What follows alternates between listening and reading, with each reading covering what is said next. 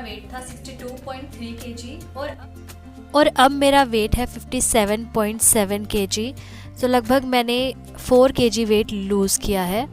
Hello everyone, I am ज्योति। सो आज के video में मैं आप लोगों के साथ डिस्कस करने वाली हूँ अपना सात्विक डाइट का एक्सपीरियंस। सो पिछले कुछ टाइम से मैं अपने चैनल पर सात्विक डाइट से रिलेटेड वीडियोस डाल रही थी, जिसमें मैंने कुछ सात्विक रेसिपीज शेयर करी है जो बनाने में बहुत ही सिंपल और इजी हैं। कुछ वीडियोस में मैंने मॉर्निंग ड्रिंक से लेकर डिनर तक का अपना पूरा सात्विक डाइट का रूटीन शेयर किया है।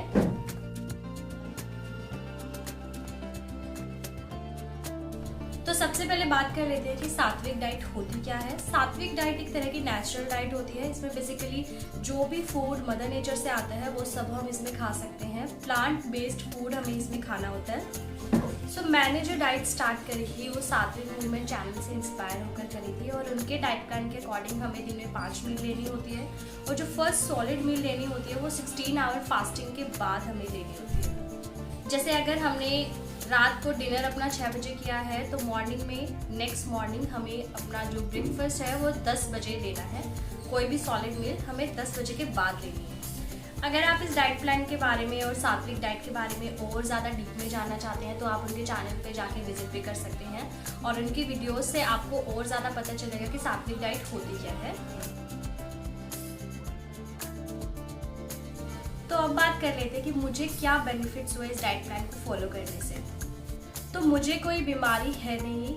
मैंने जो सात्विक डाइट शुरू करी थी वो बेसिकली वेट लॉस को लेकर ही करी थी, और मैंने 4 kg वेट लूज़ किया भी। और वेट लॉस शायद मैं और भी ज़्यादा कर लेती अगर मैं बिना किसी ब्रेक के सात्विक डाइट को फॉलो करती, सिर्फ सात्विक फूड ही खाती, तो मैं और ज़्यादा वेट लूज़ कर लेती।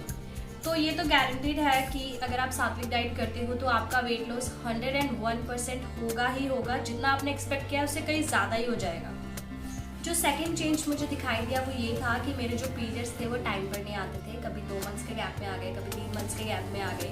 बट इस डाइट को फॉलो करने के बाद मेरे जो पीरियड्स हैं वो ऑन टाइम आए हैं अब की बार। तो अगर पीरियड्स की प्रॉब्लम है, पीरियड्स टाइम पर नहीं आते हैं, तो इस डाइट को फॉलो करने से वो प्रॉब्लम भी सॉल्व हो सकती है। मेजर चेंज मुझे दिखाई दिया वो था मेरी स्लीप में। मेरा स्लीप साइकिल काफ़ी अच्छा हो गया था इस डाइट को फॉलो करने से। मुझे टाइम से नींद नहीं आती थी, लेकिन सात्विक डाइट को फॉलो करने से मुझे टाइम से 10-11 बजे तक मुझे नींद आ जाती थी, और वो भी गहरी नींद आ जाती थी। सो तीसरा ये मेजर चेंज मुझे दिखाई दिया अपने अंदर इस डाइट को फॉलो करने से। और भी बहुत छोटे मोटे चेंजेस थे, जैसे खाना बहुत जल्दी डाइजेस्ट हो जाता था, हैवी फील नहीं होता था, लाइट फील होता था पूरे दिन।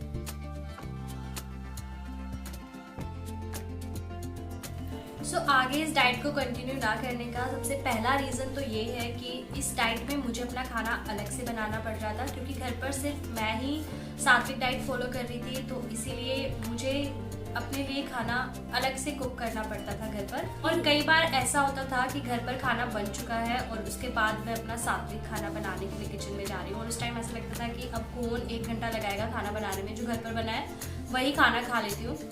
मतलब अगर पूरी फैमिली इस डाइट को फॉलो करती है तो आई थिंक काफ़ी ईजी हो जाता है इस डाइट को फॉलो करना।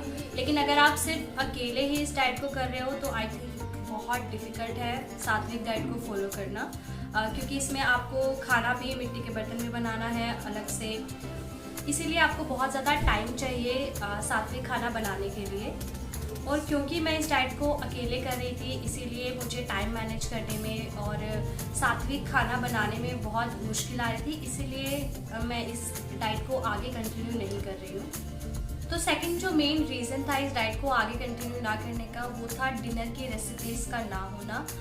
क्योंकि जो सात्विक डाइट है उसके अकॉर्डिंग आपको डिनर में सिर्फ सलाद लेना है या फिर आपको सूप लेना है। तो सूप मुझे पसंद नहीं थे, इसीलिए तो मेरे पास सिर्फ एक ही ऑप्शन बचता था, वो था सलाद का। तो पहले 2 वीक्स तो मैंने एडजस्ट कर लिया कि चलो ठीक है सलाद खा लेंगे।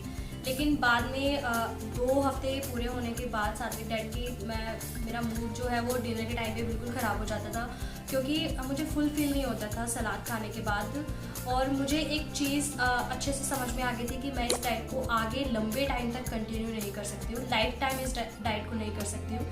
और अगर मैंने 1 महीना करके वेट लूज़ कर भी लिया तो उसका कुछ फ़ायदा है नहीं, क्योंकि वो वेट गेन दोबारा से हो जाएगा। जैसे ही मैं इस सात्विक डाइट को बंद करूँगी वैसे ही वेट गेन दोबारा से हो जाएगा, तो फिर ऐसे वेट लॉस का कोई फ़ायदा नहीं है। इसीलिए मैं इस डाइट को आगे कंटिन्यू नहीं कर रही हूँ, क्योंकि मैं इसको लाइफ टाइम नहीं कर सकती।